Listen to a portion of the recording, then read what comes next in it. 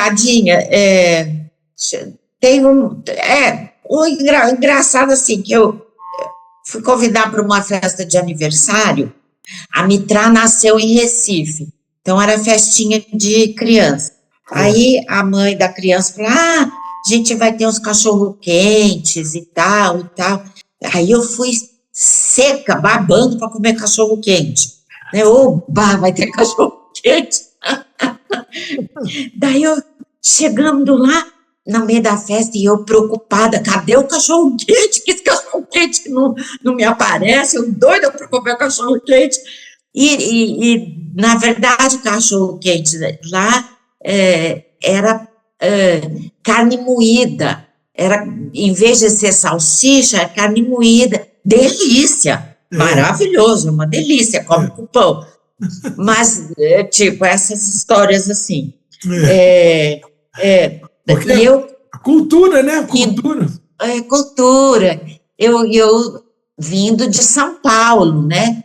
Aquela loucura, corre. Mesmo naquela época, São Paulo era corre. Tudo rápido, não sei o quê, tem coisa, não sei o quê. Aí eu estranhei, fui no supermercado, fazer compras, acelerado, tinha que acalmar o coração, porque a moça do caixa passava os itens assim, com calma, devagar. Um negócio que em São Paulo fala, tchá. Mulher com toda calma, com toda gentileza, pegar, eu agoniada na fila, né? Depois eu fui aprendendo, precisa ter essa agonia toda, para quê? Vai com calma, espera. Esse tipo de coisa, assim, né? Adaptação mesmo, né, Chide? E também, assim, adaptação. Eu também, eu estava com 23 anos, quando eu me mudo para Recife, era uma menina, né? A gente não na época a gente achava que já era o tal, né? Né? Então, pois é. Só a vida mesmo para a gente aprender, né? Que o tempo e as experiências é que te ajudam, né? A fortalecer suas crenças e quem você é. Mas teve histórias grandes em Recife, que não lembro assim muito agora de história engraçada, mas nós fazíamos muito ensino. Íamos muito para o interior de Pernambuco fazer ensino. Então, horas e horas de estrada. E tem uma engraçada que eu lembrei agora, acho que foi em Garanhuns. Nossa querida Virgínia Espinacé mora lá até hoje, né? Fomos visitar um senhor que tinha conhecido a fé e aí ele queria que a gente visitasse na casa dele. E os barrais não bebem, né? Não tem bebida alcoólica no mundo barrai. E esse senhor bebia bem. E ele queria ser barrai de qualquer jeito, mas mandava ver na cachaçinha dele. Aí estamos lá e era típico pernambucano, sabe? Que anda com peixeira na cintura, e aquele chapéu pernambucano sentado no terraço, assim, da casa. Aí a gente chega, conversa, senta, toma água, toma suco, toma o que oferece, e ele queria que a gente bebesse de qualquer forma da tal da cachaça dele. Que Maria! E a gente tentando explicar, a gente não bebe, que não pertence ao nosso mundo e tal, e as explicações todas que a gente dá sobre a bebida alcoólica, né? Aí ele escutou, balançava a cabeça, escutou. Depois de 2 horas de conversa e a gente achando que tá arrasando no assunto, aí ele vira pra gente e fala assim, não, mas é que vocês não estão entendendo. Esse senhor doutor Barral lá não conhecia essa cachaça. Se conhecesse, ele mandava vocês tomarem. Oh, meu Deus do céu! Aí a conversa de 2 horas a lá não adiantou nada. Mas, enfim, outra história que me lembro agora, nós fazíamos viagens para visitar a aldeia Funiô, indígena, e teve muito ensino na aldeia, até hoje há, né? E a primeira vez, eu acho, não sei quando, eles nos ofereceram para almoçar. Tá bom, vamos almoçar lá na aldeia, vamos passar o dia lá com eles e tudo. E o que a gente espera? O que eles têm, né?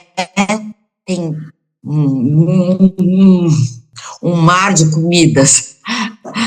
Tadinha, a gente chegou, eles tinham montado uma mesa gigantesca com todas as comidas que eles tinham para o mês deles. Pensa assim, por exemplo, tinha 10 galinhas para o mês, eles cozinharam as 10 galinhas. Tinha não sei quantos pés de milho. Vocês eram quantos? 3.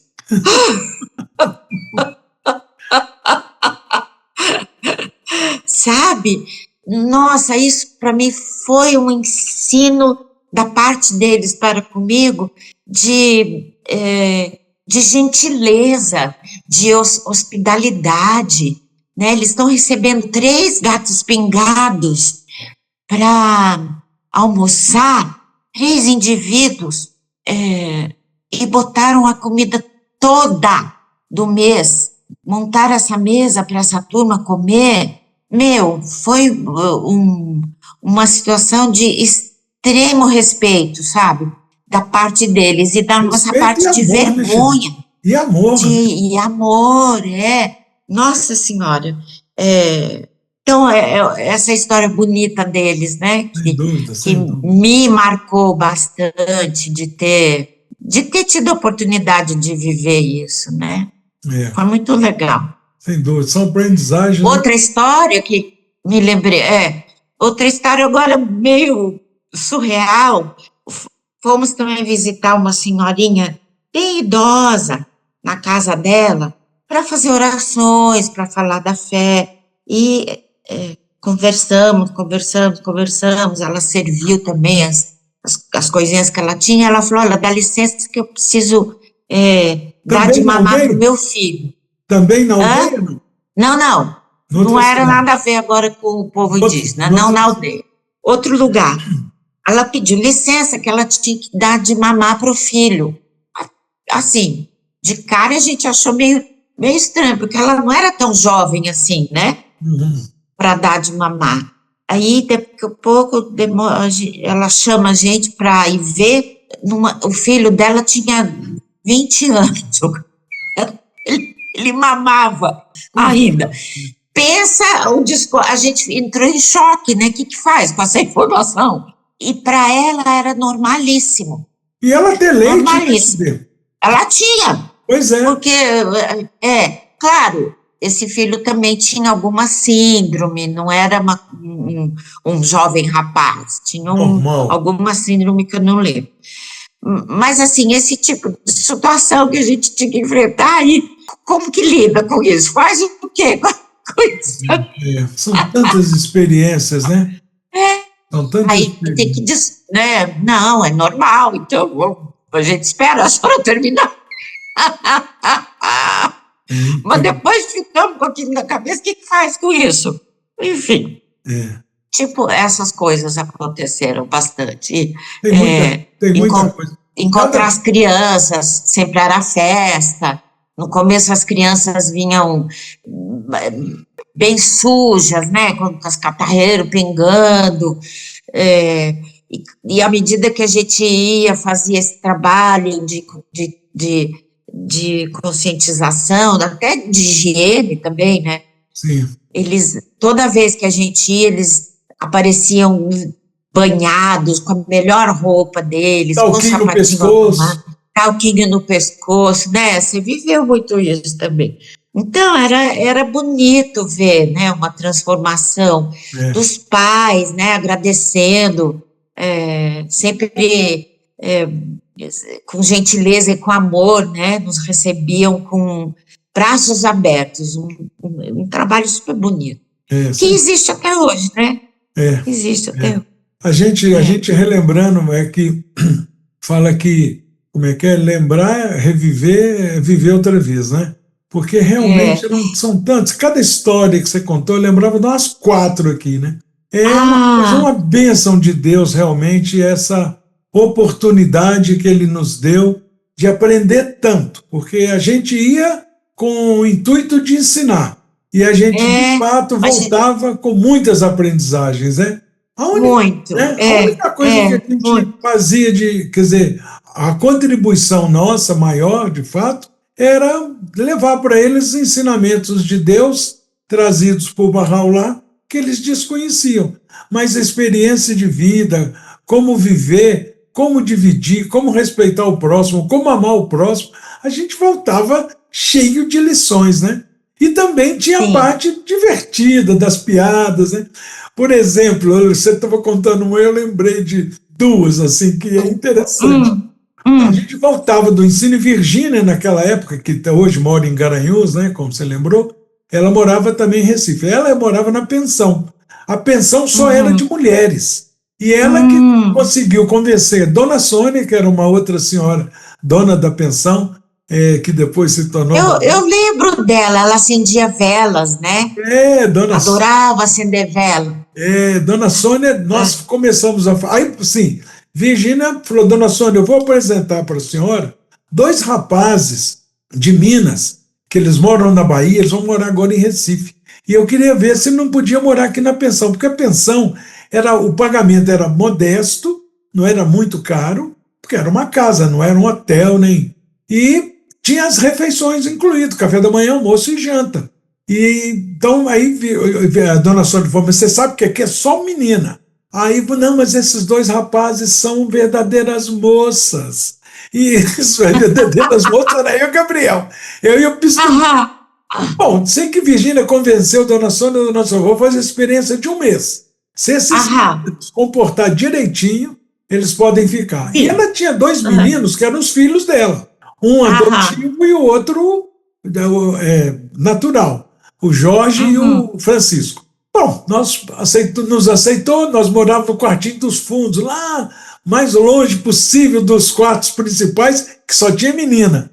Bom, sei que nosso comportamento foi condizente com o que ela esperava, ela nos aceitou, e aí nós começamos devagarzinho a introduzir, apesar de Virgínia já ter falado da fé e tal, falar sobre a fé Bahá'í, e começamos a propor, Dona Sônia, a fazer as reuniões devocionais, que na época a gente chamava de orações matinais, você lembra, né? As orações matinais eram de 6 às 8 da manhã, dado pela meta da Casa de Justiça, que era esse horário que deveria ser feito. Dona Sônia concordou que a gente fizesse as reuniões matinais aos domingos, e aí falava que as meninas todas, e tinha umas 15 morando na casa, tinha que participar. Aí tinha evangélica, tinha católica, tinha ateia, que não acreditava em nada e tal. Umas não iam participar. Aí vinha poucas pessoas e nós. Aí até que Dona Sônia baixou lá um decreto que quem não vier na reunião devocional, nas orações matinais, nos domingos de manhã, não toma café. Pronto. Falei, Dona Sônia, mas não pode impedir o pessoal de tomar o café da manhã porque não veio participar. Tem que ser uma coisa voluntária. Voluntária quando vocês fizerem na casa de vocês. Na minha casa, só vai tomar café quem vier. Aí ia todo mundo no domingo. Olha só, ajudou dessa forma. Aí um dia, a maioria das meninas que moravam lá eram estudantes universitárias, porque elas vinham do Ceará para fazer vestibular em Recife, e passavam, e as que passavam tinham onde morar. Dona Sônia, que também era do Crato, lá do Ceará, alugou uma casa grande, transformou em pensão, quer dizer, era a subsistência dela. Mulher muito visionária. Dona Sônia, no futuro, se tornou Bahá'í, a família toda se tornou Bahá'í. Então, desculpa, uma noite, não lembro que dia sagrado era, que foi na casa da família Granfar, lá no apartamento, lá na Boa Viagem. Aí foi a pensão inteira. Nessa época, quando era festa Bahá'í, ia todo mundo. Então foi a pensão inteira. Nós quase que enchemos um ônibus para ir e voltar, ônibus coletivo, né? Quando voltamos, e tinha uma das meninas, estudante de medicina, era muito bonita a menina. Aí eu falei, dona Sônia, e ela fazia residência, ela fazia cardiologia. Falei, dona Sônia, só vai me desculpar, mas hoje, quando eu voltar da reunião, eu vou passar mal. Eu vou passar mal dela. Vou passar mal. De coração ainda. Coração, ele deu um princípio de fato para esquecer o nome dela, para ela me socorrer. Não vai fazer isso. Não brinca com essas coisas. Você não pode fazer. Eu falei, dona Sônia, fica caladinha, eu vou passar mal. E aí falei isso a festa inteira, e dona Sônia de vez em quando chegava perto de mim, falava, você já desistiu daquela ideia macabra, né? Falei, não desisti. Até que nós voltamos, e quando estava todo mundo na sala, todo mundo alegre, porque quando volta dessas reuniões barrais é uma beleza, né? A gente volta muito alegre, muito feliz, e aí comentando um assunto, outro, que comeu, que não comeu, e tal. Aí eu falei, dona Sônia, é agora. Aí ela falou, não faça isso. Aí eu deitei, me recostei na poltrona e falei, tô sentindo uma dor no peito, dona Sônia. Ela falou, mentira, tá sentindo nada? Tô sentindo sim, dona Sônia. Aí a menina veio para me socorrer. Ela me deu 2 socão no peito que eu perdi a fala. Ela mandou eu deitar, tirou todo mundo rapidinho da poltrona, mandou eu deitar na poltrona. Falei, agora ela vai me dar um beijo, alguma coisa. Boca a boca, né? Aí eu deitei, dona Sônia, mas é muito sem vergonha esse menino. A menina me deu 2 socão no peito que eu perdi a fala. Aí eu queria falar que é brincadeira. Aí sim que eu passei mal. Aí dona Sônia percebeu que eu fiquei sem fala e começou a pôr o dedo no meu nariz falando, bem feito, bem feito. Olha, aquela noite quase ninguém dormiu, que a gente ficou rindo até. E aí então, esses episódios assim, né? Oh, meu Deus do céu, a pensão da dona Sônia. Tomara essa moça te ouça hoje. Eu já contei essa história umas 2 vezes aqui nesses podcasts. Tem um podcast, o 10º episódio da primeira temporada, é o Rafael, meu filho caçula, dirigindo o episódio que eu conto essas histórias, né? Então, lá tem 2 horas de história. Nossa, Padinho, história é muito bom, né? Demais. Como a gente estava falando, história nos abre, né? Abre mundos que a gente talvez nunca conhecesse, mas as histórias nos permitem conhecer esses mundos, né? Exatamente. Eu tinha comentado uma vez contigo sobre a história do Oscar Wilde, Sim. que fala sobre a dedicação e o amor e o desprendimento, que é o que começou a nossa conversa aqui, do trabalho desses pioneiros, né, que se dedicaram, que eu vou tentar resumir o resumo da história. Chama O Rouxinol e a Rosa, do Oscar Wilde. Havia um rapaz apaixonado muito por uma mulher que precisava... ele precisava lhe entregar uma rosa vermelha, e ele não achava a rosa vermelha. Então, chorando muito, muito, o Rouxinol ouve o clamor, né, desta alma, desse coração, e ao abrir a janela do seu quarto na manhã seguinte, que ele chorava muito nessa janela, ele vê, então, uma rosa vermelha e o Rouxinol caído aos pés dessa roseira. E o que tinha acontecido é que o Rouxinol, com piedade, com amor, com desprendimento, encontra essa rosa que era branca, e ele passa a noite inteira cantando, louvando, com o coraçãozinho dele enfiado no espinho dessa rosa. E esse vermelho do coração tinge a rosa branca para que o rapaz pudesse encontrar a rosa vermelha e entregar a sua amada. Então, a questão é a gente ser esse Rouxinol, né? Mas meus pais e tantos outros, eu vejo eles nesse Rouxinol, sabe? Entregam o seu coração. em prol de uma causa nobre. É emocionante, tocante, Sem né? dúvida, sem dúvida. Saber disso. Então, quem sabe fecha o ciclo dessa conversa de entrega, desprendimento, né? Sempre exemplo para a gente aprender, Sem dúvida. né? Sempre Olha, assim. eu sempre acho, Chide, que aquela palavra oculta, teve um tempo até que o pessoal falou, Padinha, você não sabe outra palavra oculta, não, você só sabe essa. Falei, não, porque na situação que está se conversando, isso é que me vem à mente, né? Quando falo em provas, em dificuldades, em sofrimento, em dedicação, eu realmente sempre lembro dessa palavra oculta que o Baha'u'lláh fala que as provas, as tribulações, exteriormente é fogo e vingança, mas interiormente é Uhum, luz e misericórdia. E daí, uhum, desde quando eu li isso há 50 anos atrás, bom, primeiro que uhum. Palavras Ocultas, esse ano eu faço 54 anos que eu conheci a fé. E Olha 52 para 53 que eu me tornei Bahá'í. Mas nesse período, quando eu recebia de presente o livro Palavras Ocultas, eu usava Uhum. Palavras Ocultas para mandar mensagem para as namoradas. Ah, Ah, mas era jura? muito lindo. Eu falava, isso aí são poemas maravilhosos.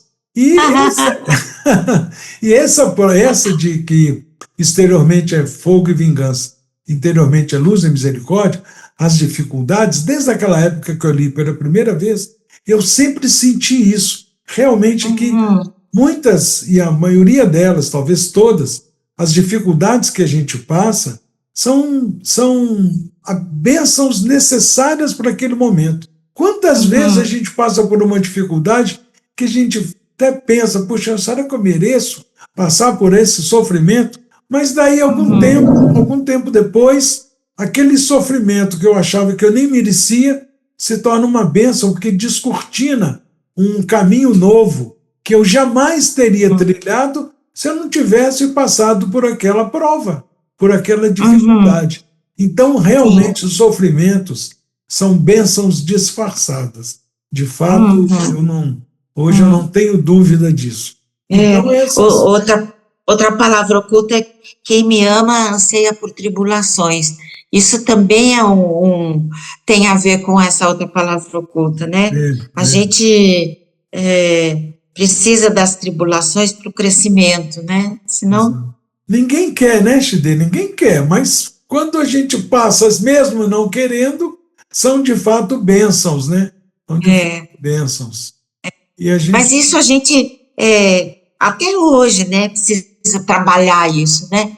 Como que eu trabalho isso na minha mente, no meu coração, de aceitar as dificuldades como forma de crescimento? É, e existe vários textos de mais de um filósofo que conta isso em exemplos de você arar a terra para poder produzir e ela dar frutos. Se você não mexe na terra, não cavoca, não aduba, nada cresce. Então, você precisa fazer essa reviravolta, né, da terra para ela criar nutrientes suficientes para poder dar frutos. Quanto mais profundo é o sucro, maior e mais forte é a raiz. Olha, eu lembro demais como diz um bom mineiro, eu lembro demais da conta de é, o crescimento, o plantar dos bambus. Bambu Hum, é uma árvore assim que é um mistério de Deus, né? E a gente hum, prestando atenção, Sérgio Couto falava muito isso, que a natureza foi criada para que a gente pudesse ler nela o que nós deveríamos hum. aprender. Ah, Porque o bambu, quando se planta uma mudinha lá de bambu, ele passa de 4 a 5 anos para aparecer a mudinha. Quer dizer, o cara que uhum, plantou o bambu, o cara lá, os primeiros a plantar um bambu, falou, ele morreu. Por que morreu? Não, tem uhum, 6 meses que eu plantei e não deu nada ainda. Aí o outro, uhum, o meu já morreu há muito tempo, tem 3 anos que eu plantei e não deu nada. Porque ele só vai dar fruto, que não é fruto, mas que é sinal de vida 4 a 5 anos depois. Agora, depois que isso acontece e o bambu cresce, não tem vento que derruba aquela árvore, porque é uma árvore. Porque é tão profunda a raiz, durante os 4 ou 5 anos, ele está crescendo para baixo. E aí a raiz fica tão profunda que aquela árvore fica tão resistente que ela chega a curvar, se bater no chão, com uma ventania de mais de 200 quilômetros, mas não quebra. Então, assim, tem outras analogias, né? Mas essa não é uma analogia, essa é uma reação da natureza, né? Então a gente... Pois é, outro exemplo, né, de outra qualidade, que é ser resiliente, né? Resiliência, exato. Mas se eu uso isso, não me alivia 100%, mas me alivia bem, é quando eu estou passando por uma dificuldade, independentemente do tamanho dela, eu fico sempre pensando, depois das orações e meditar, o que é que eu tenho que aprender com isso. Porque alguma lição tem, porque não é à toa. A não ser que seja uma burrice muito grande que a gente fez. Aí, quando a burrice é grande, o resultado é proporcional, né? Falando, não devia ter feito isso, mas fiz, né? E aí a consequência é enorme, né? Mas, Oxide, depois de Recife, você foi para onde? Você morou em Florianópolis, você teve programa de televisão, você tem que contar essas coisas, minha filha. Tive. De Recife, fui para Brasília, morei em Brasília há alguns anos. Brasil. A filha nasceu em Recife, a Mitra, o que nasceu em Brasília. Na época, a gente ajudou a construção da Escola das Nações, a transferência da sede nacional Bahá'í do Rio de Janeiro para Brasília, e daí de lá fomos para São Paulo e depois Santa Catarina. Morei muitos anos em Blumenau e Florianópolis. Sim, aí eu tive um programa de TV, quase 20 anos, chamado Mulheres, lá de Santa Catarina. Conta isso, programa. E eram entrevistas, você vê, nossa senhora, quantos anos, 25, 30 anos atrás, era meio novidade também, né? Porque hoje está fácil, os programas de talk shows estão mais famosos, né? Mas a época era ao vivo, inclusive, com telefonemas de telespectadores, fazendo perguntas para os convidados, e foi muito, muito legal, muito, muito, muito bom ter tido essa experiência. Ficou no ar um tempão. Mas como é que era o programa? O programa era um programa ligado a quê? Tem muita gente que não sabe. Era da TV comunitária, chamada TV Galega, que tinha uma série de programação. Um dos programas era esse chamado Mulheres, que na verdade a gente deu o nome Mulheres assim 5 segundos antes dele entrar no ar, porque ninguém sabia exatamente, vamos chamar o que esse programa? Aí eu falei, põe Mulheres, depois a gente muda. Aí ficou.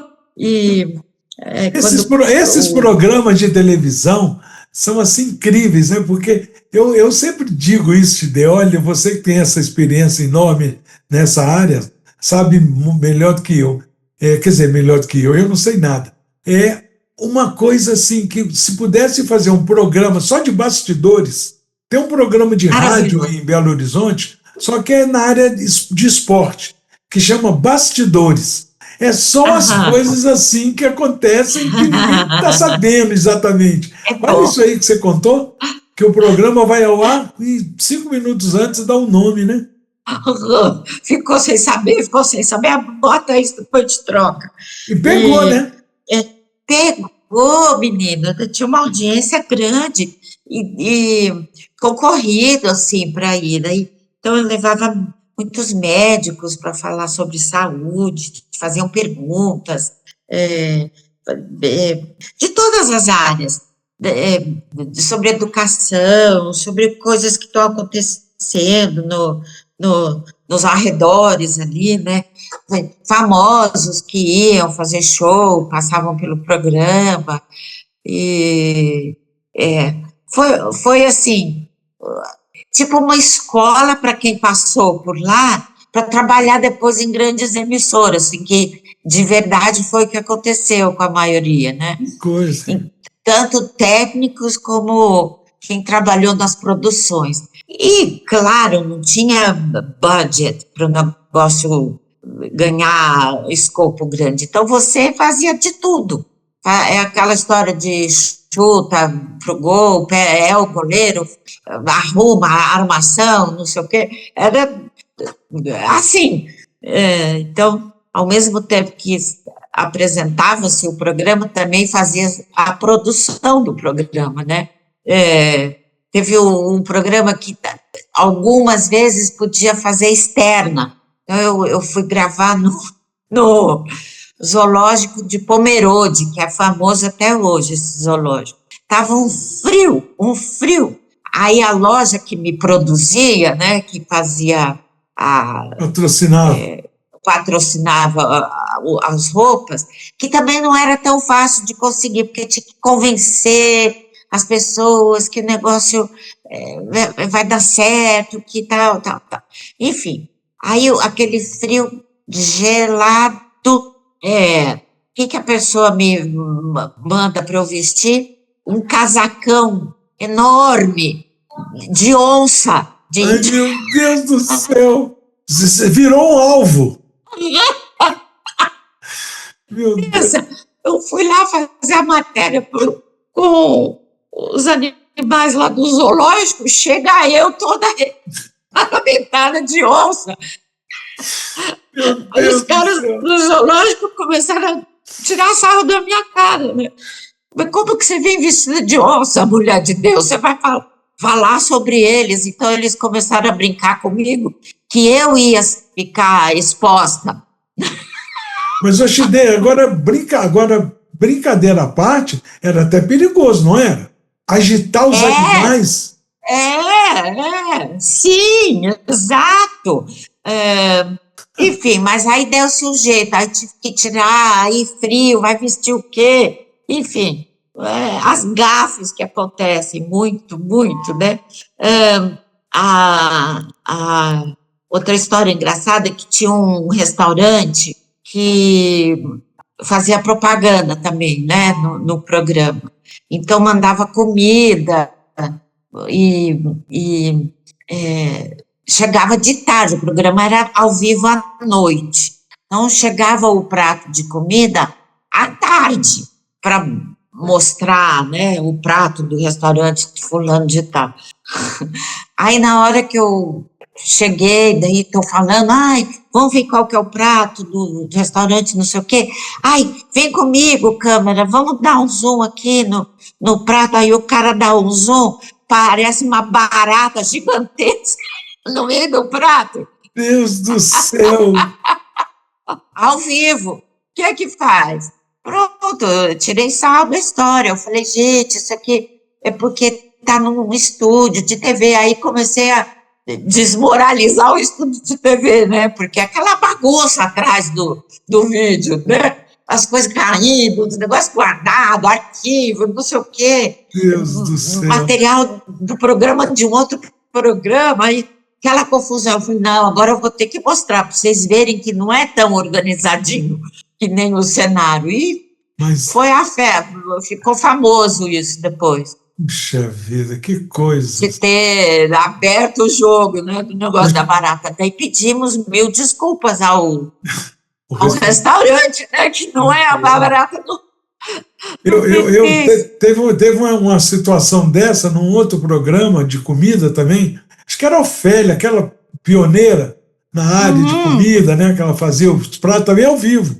Teve um negócio lá que alguém mandou para ela, também devia ser algum patrocinador, um prato pronto, e assim, tipo, deve ter sido mandado muitas horas antes. Sei que o negócio era gostoso, quentinho, e estava gelado, estava frio. Gelado. Ela vai experimenta, ela faz uma cara de que Não deu coisa. para disfarçar. E ela falar que a coisa era boa e saborosa.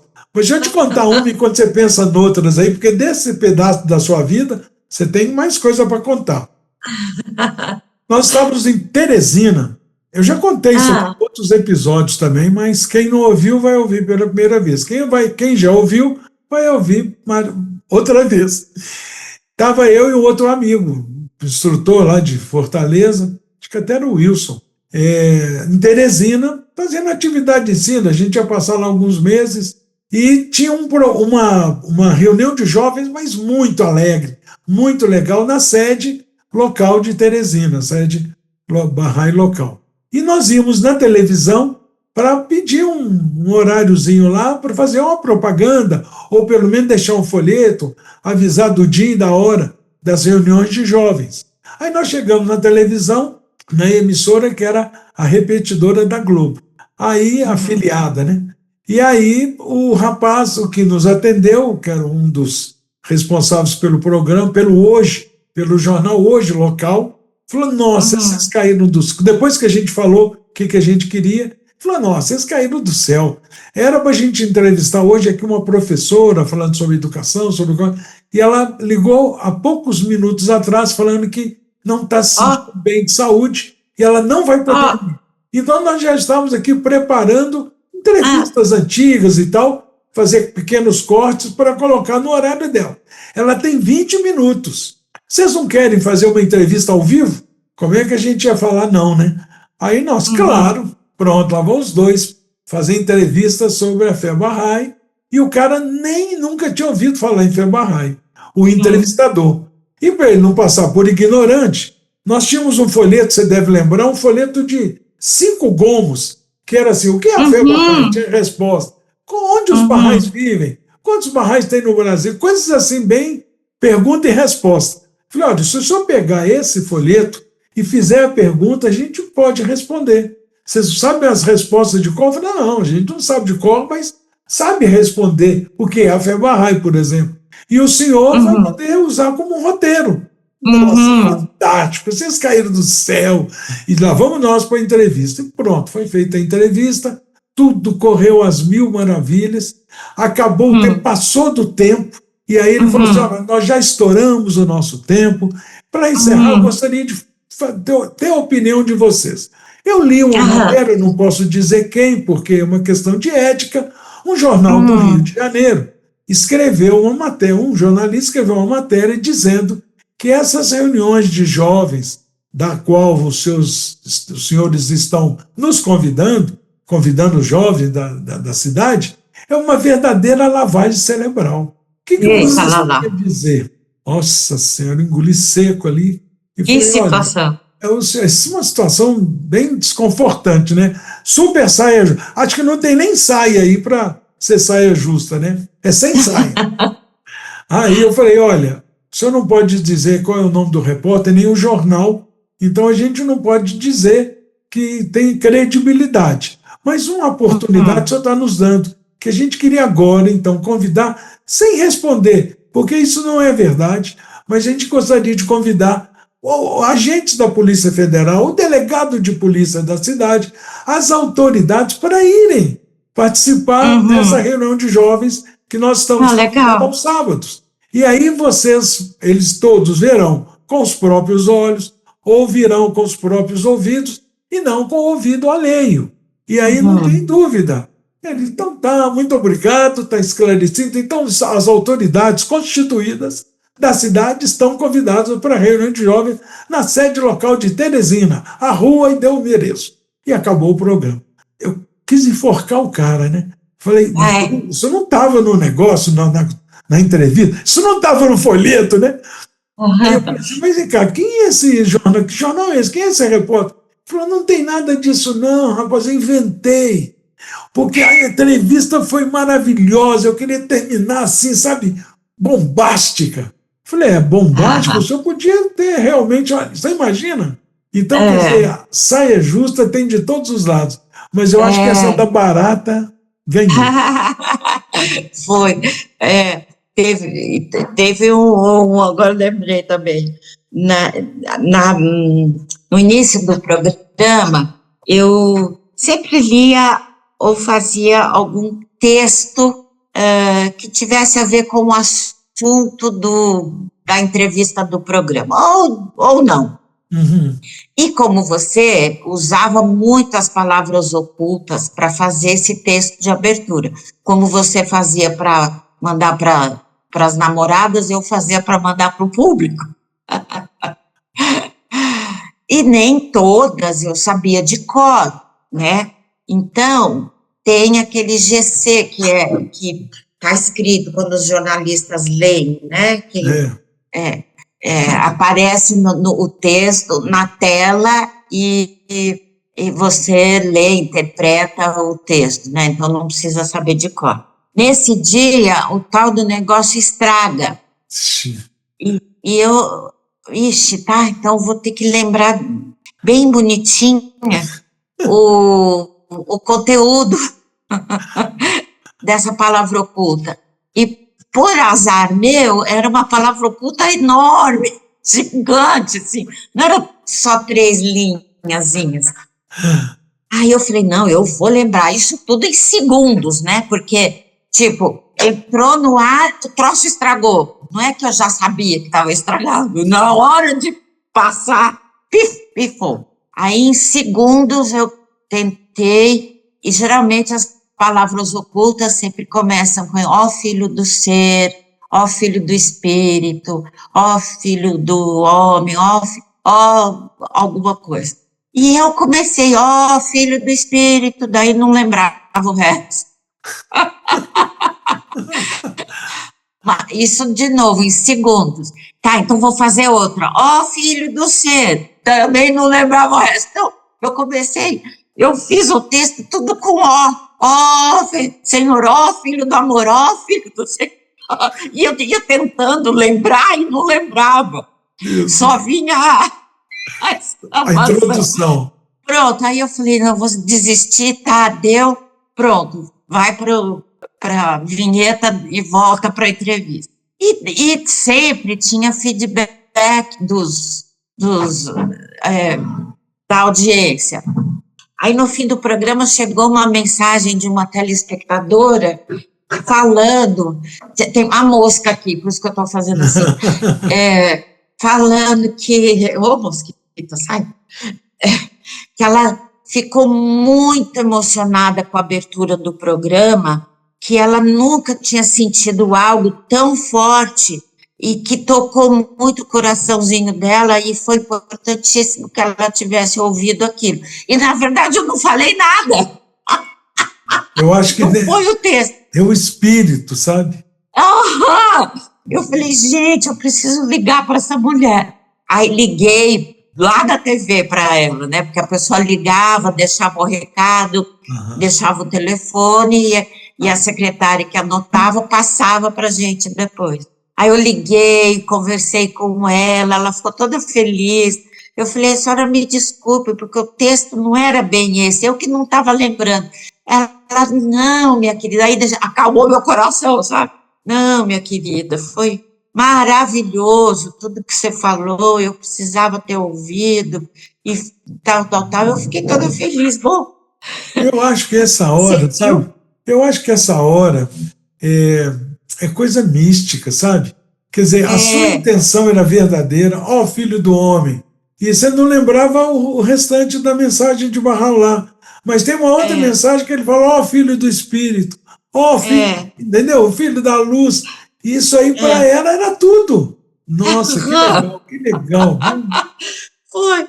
E, de novo, né, para mim, a gente não tem expectativa das coisas e quando você menos espera, teve um resultado interessante, né, atuar. Verdade. Na verdade, eu fui meio inocente, né, não foi com inocência a coisa, né. Foi uma olha, e deu certo.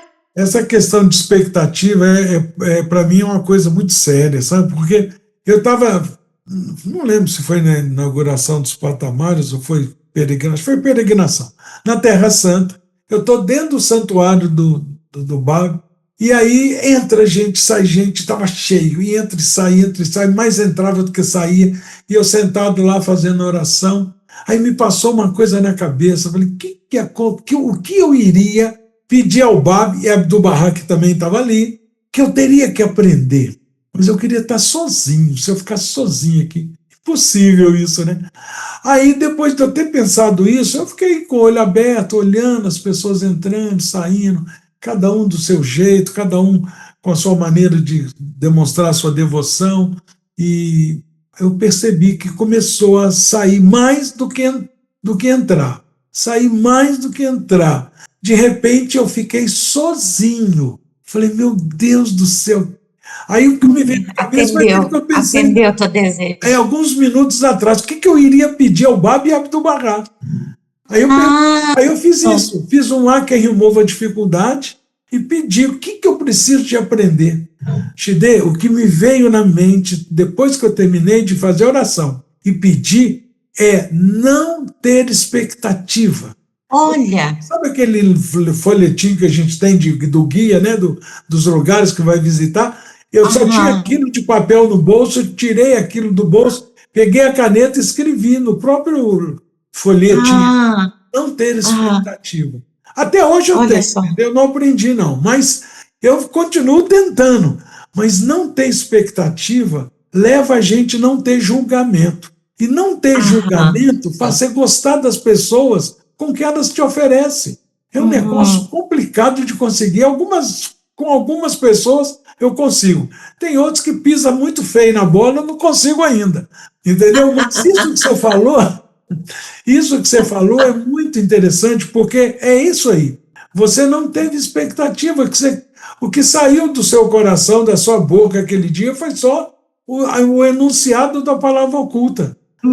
Mas você não tinha expectativa que alguém gostasse. Não tinha. Uma coisa que eu ouvi uma pessoa falar esses tempos era que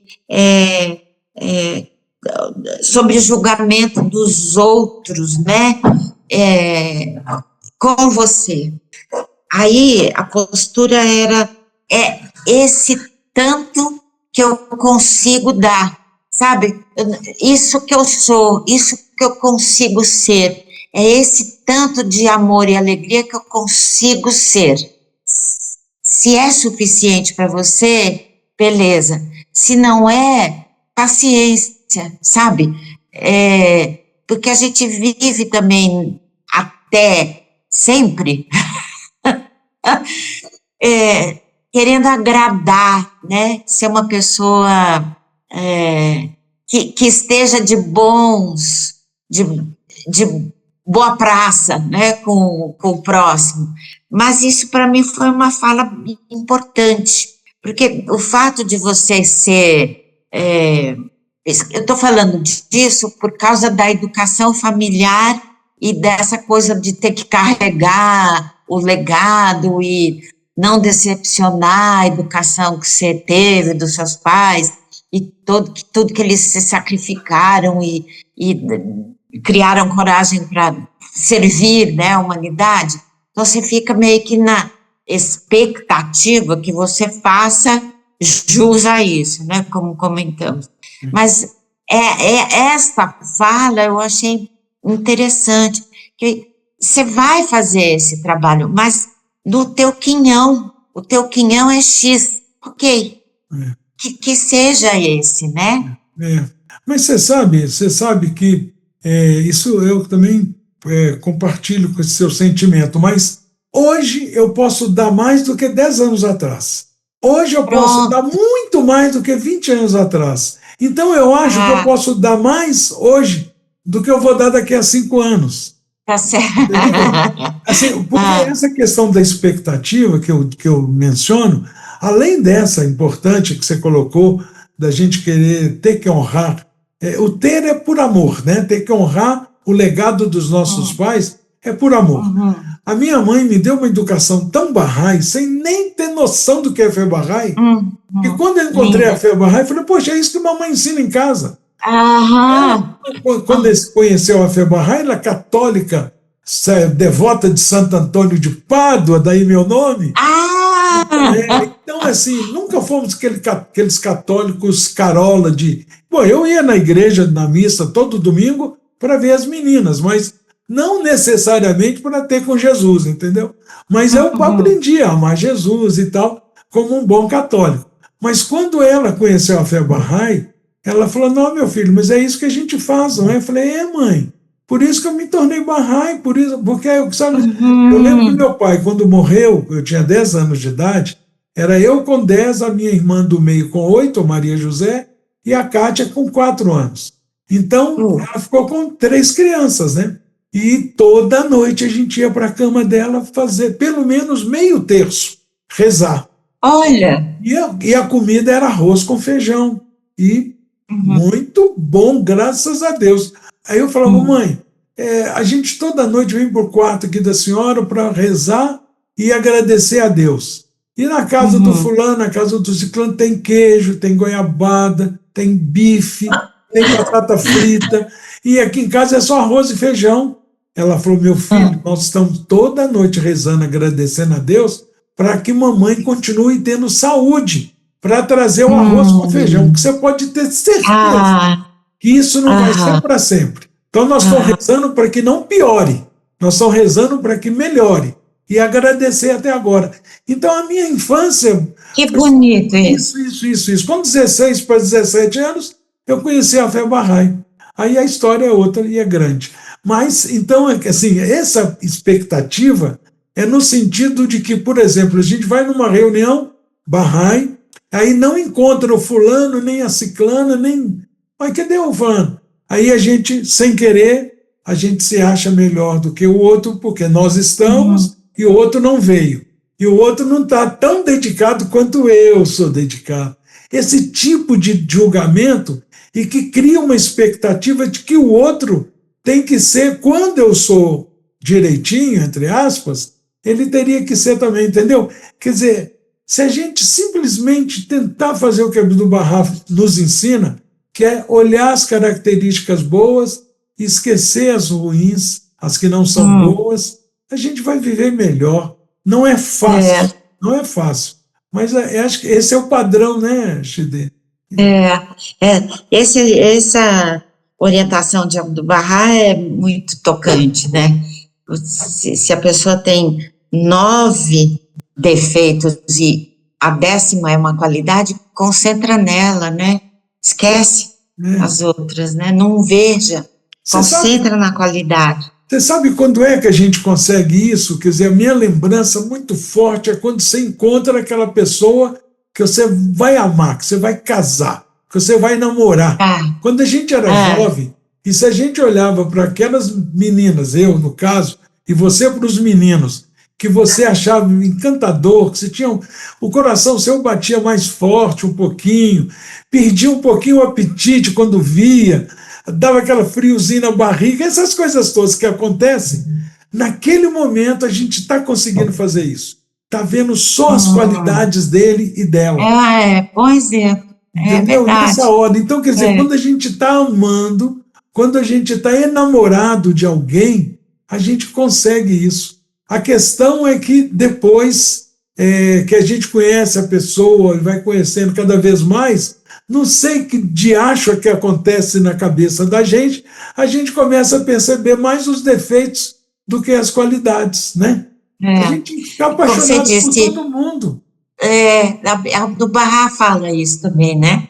Que a gente precisa estar enamorado de Deus, daí você enxerga no outro esse divino.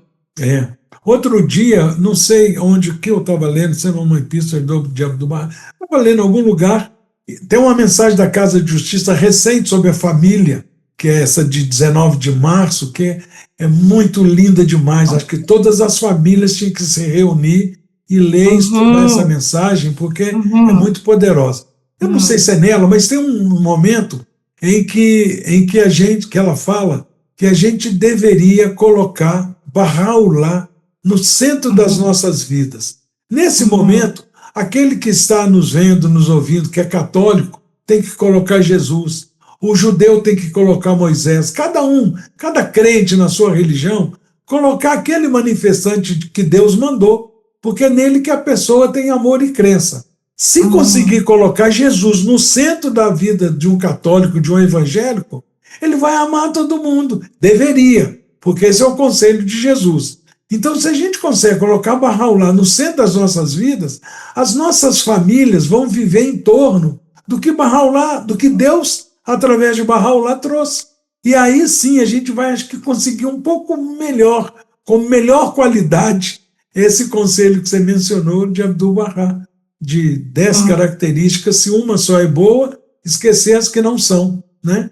Mas, Chide, nós estamos aqui, claro que não, a gente tem aqui uma semana tranquilo de ficar conversando, que eu estou adorando, estava morrendo de saudade de você, e você não é sendo convidada agora, você já está na lista há muito tempo, é só uma questão de adaptação, entendeu?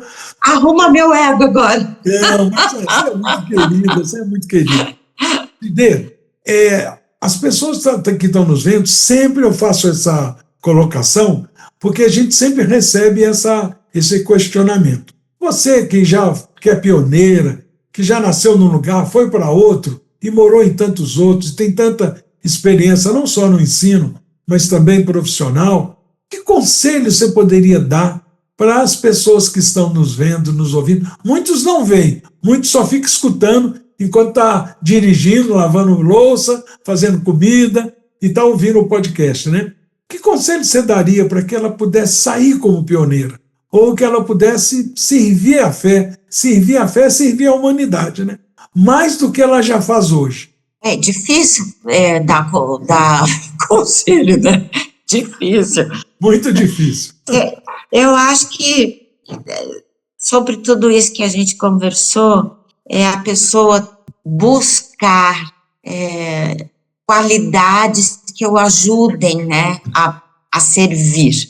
A gente já falou aqui de coragem, de fé inabalável, de resiliência, de não ter expectativas,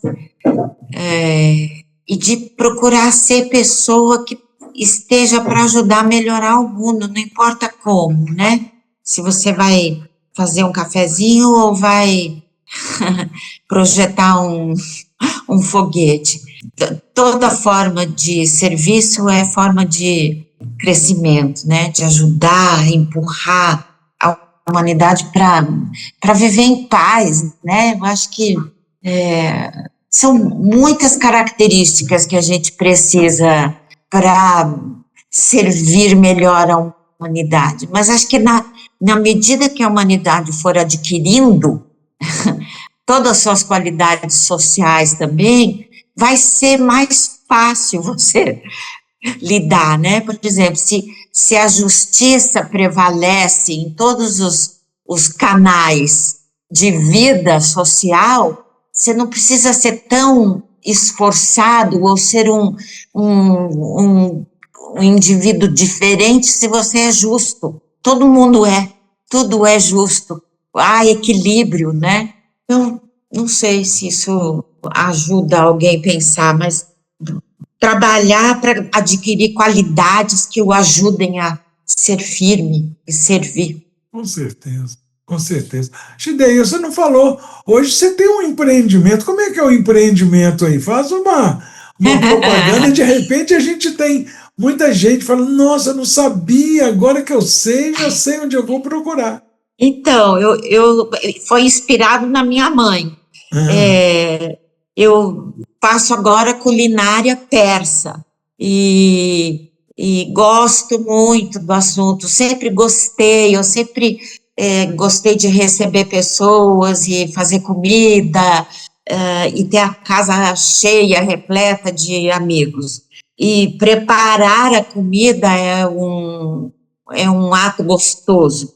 Agora, a culinária persa é muito especial também, porque é como tecer um tapete persa. Se os amigos conhecem como o tapete persa é feito, ele é à mão, com desenhos que às vezes são inspirados na hora, cada detalhe tem um significado. Então, na culinária persa também há isso, né? Eu sempre digo que é como fazer uma poesia, né? Cada palavra tem a sua cadência, tem o seu significado de estar lá, né? No processo da poesia. E a culinária persa tem muito isso. Os ingredientes são usados com razões e têm significados importantes. E a comida persa é deliciosa, vamos combinar. Não é porque eu faço, não, mas ela é conhecida como uma culinária muito surpreendente de gostosa, né? Até grandes chefs internacionais sempre mencionam que a comida do Irã é uma comida especial de sabor, que ela tem vários sabores que explodem na sua boca, deliciosa, entra até num portal de êxtase quando come comida persa. E aí eu resolvi, inspirada na minha mãe, virar chefe de culinária persa, e fui estudar e conhecer, e não sei o quê, embora que nem todos os ingredientes se encontram no Brasil, mas hoje tem muita coisa que aparece, né, que tem. Então dá para fazer, e eu montei um curso online que tem algumas receitas, chama Princesa Persa, o site. E tem um Instagram, que é Princesa Persa _oficial.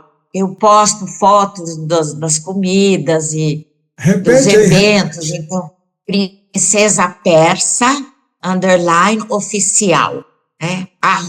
@Princesa Persa _oficial. E eu virei cozinheira.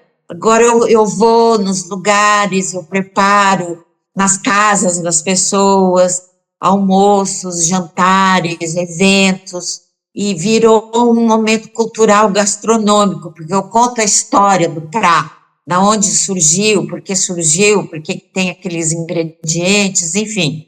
É gostoso. Muito come legal. E aprende. Isso, é cultura. Comida é cultura. Chiquinha, quando esse episódio nosso for ao ar, quando a gente lembra, a gente avisa isso. Os amigos que assistirem podem entrar no canal do YouTube, no episódio, no caso da Shide Bartar, e lá fazer comentário.